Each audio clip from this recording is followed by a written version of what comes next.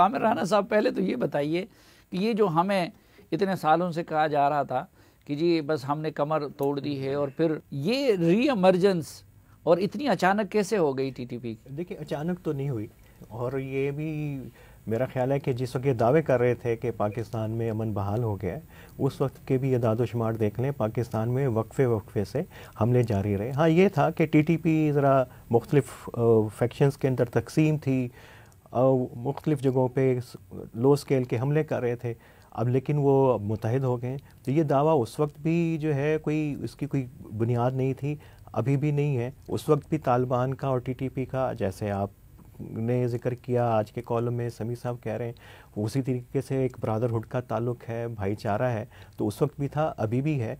पाकिस्तान की पॉलिसी जो है वो सबसे ज़्यादा प्रॉब्लमेटिक है। इस दौरान के अंदर जो काम करना चाहिए था, एक बड़ा अगवान पॉलिसी को असर नो देखना चाहिए था, वो नहीं हुआ।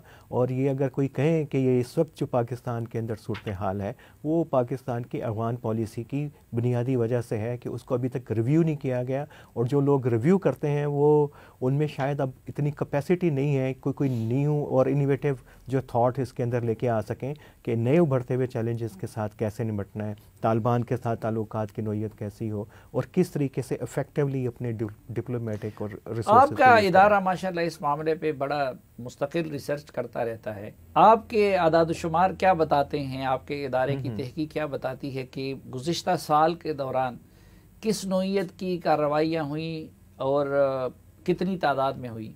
देखिए, अभी तक तो 117 से ज़्यादा टीटीपी के सिर्फ, बाकी गिरोह नहीं, कारी गुल बहादुर जो एक अच्छे तालिबान एक दौर में समझे जाते थे, या आईएसके के, तो 117, और उसके अंदर जो है सुसाइड अटैक्स भी अभी आके शामिल हो गए, और ज़्यादा सिक्योरिटी फोर्सेस को इन्होंने टारगेट किया है। ना सिर्फ ये कि इन्होंने साउथ और नॉर्थ वज़ीरिस्तान में DI खान बनू, बल्कि कोयटा तक के अंदर इन्होंने हमले किए हैं, और इनके हमलों के अंदर खासी शिद्दत आई है। और आपने बिल्कुल ठीक कहा कि मीडिया ब्लैकआउट तो रहता है जहाँ पे ये होते हैं, जब तक इस्लामाबाद में ना हो। और शायद मेरा ख्याल है कि अब सीज़ फायर के बाद उनकी हिकमत अमली यही है कि अब बड़े शहरों की तरफ बढ़ा जाए।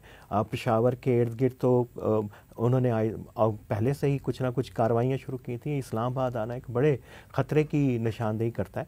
तो 117 हमले एक बहुत बड़ी तादाद है, और ये 55% इजाफा है, और इसके अंदर अभी तक तो सिक्योरिटी फोर्सेस, पुलिस जो है टारगेट है।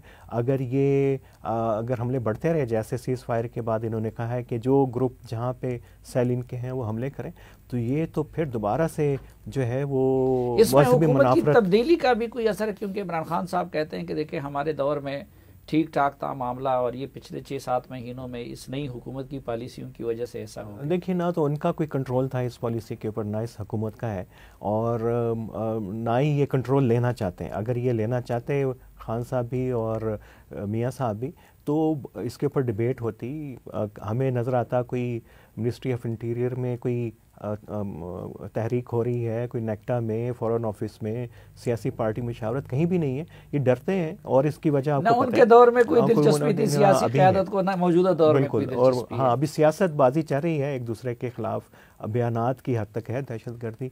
लेकिन हम वो लोग हैं, और एहसान भी उनमें शामिल है कि जिनकी दिलचस्पी रहती है।